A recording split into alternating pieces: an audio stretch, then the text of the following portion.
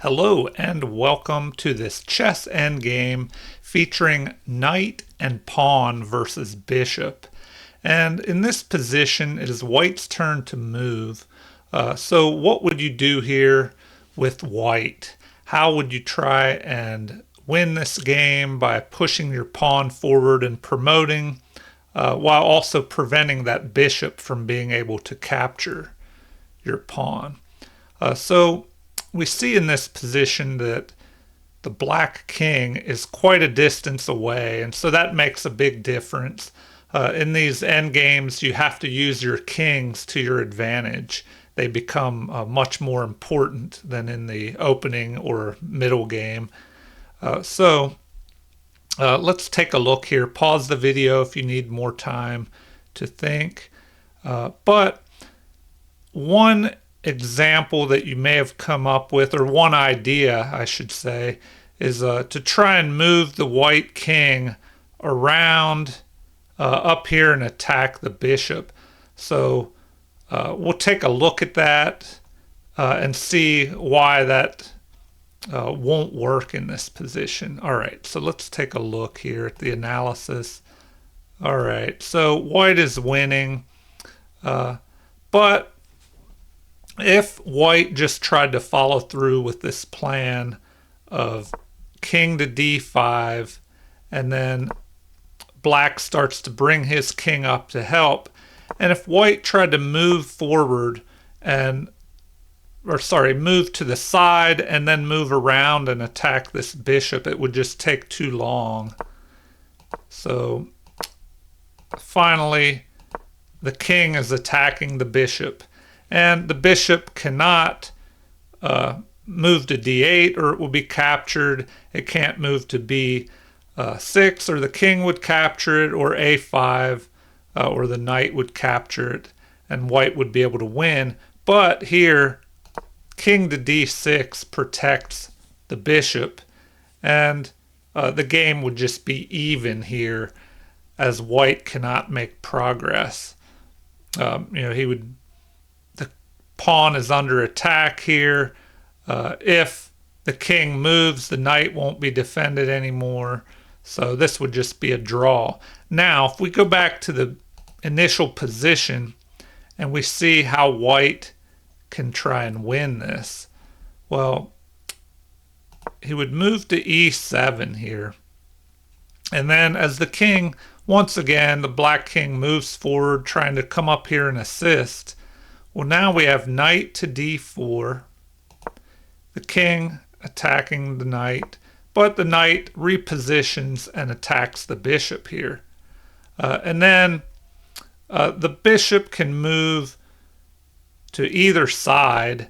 If the bishop moves over here, before we do that, I'll show you this example. If the bishop just retreats down here to a5, we have the king maneuvering over, and now the king's under attack. The knight blocks, and of course the bishop cannot capture this knight, or the king would recapture and then this pawn would promote. So the bishop must move to try and cover the promotion square. And then the knight attacks the bishop, and as the bishop moves, now the king can attack this bishop, and the bishop has nowhere to go. So that is what would happen if the bishop would retreat to this a5 square on this side of the board. So the other option was retreating over here to g3, and then the same kind of scenario. The king moves up here, the bishop tries to cover this promotion square, and now the knight repositions. The king moves forward to help, but an attack on the bishop here. And so if the bishop moves, now the knight is able to block this bishop, allowing the pawn to promote. So white would win in this manner. So we see here how the king plays an important part. The game may have turned out differently if the king was able to assist in the promotion. So that is very important. And also here we see that white was able to limit the squares to which the dark squared bishop could move to, and that allowed him to either capture the bishop on this shorter diagonal or block the bishop with the knight on this longer diagonal here. So let's look at one more example of knight and pawn versus bishop here. All right, make sure I cover the details here. All right, so here we have another example, and once again the king is off in the distance and not able to come to the aid immediately of this lone bishop trying to prevent the promotion of this pawn. But here we see an example where the bishop is able to stop this pawn all by itself. And so take a look at this and see what you can think of, how you would think this bishop could stop the pawn. And it's a little tricky, so pause the video if you need more time to think. If not, let's take a look here.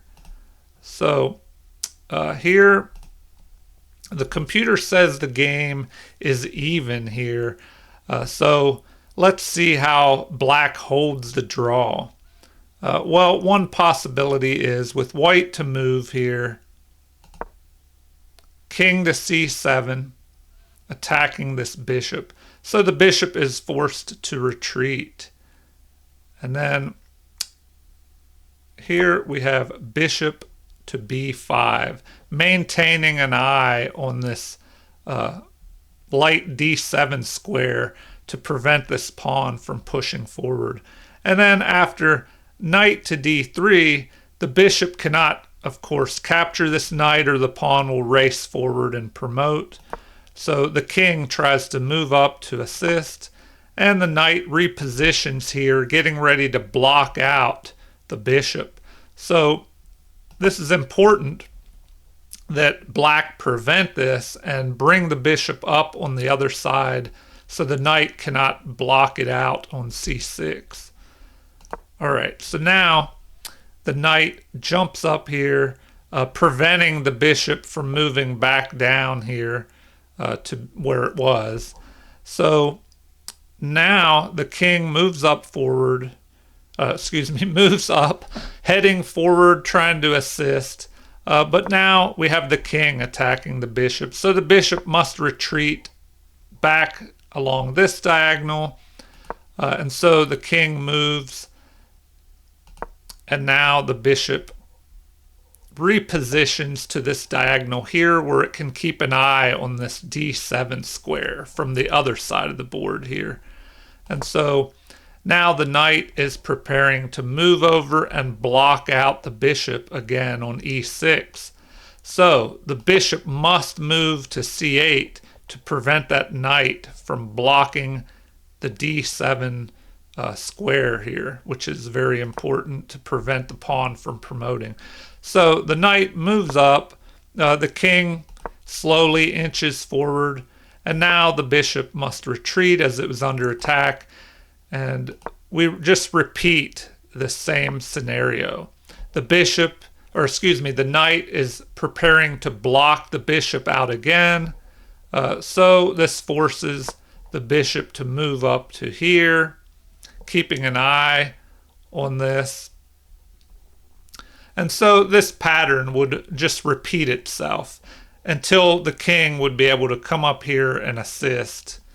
And this is how black can hold a draw with a knight and pawn versus a lone bishop. Well, I hope you've enjoyed these examples and that you're able to use this in your own chess endgames, especially if you're trying to win with the extra pawn or if you're just trying to defend and save a draw. So if you enjoyed this video, please like and subscribe, and feel free to leave comments or suggestions. Thank you, everyone.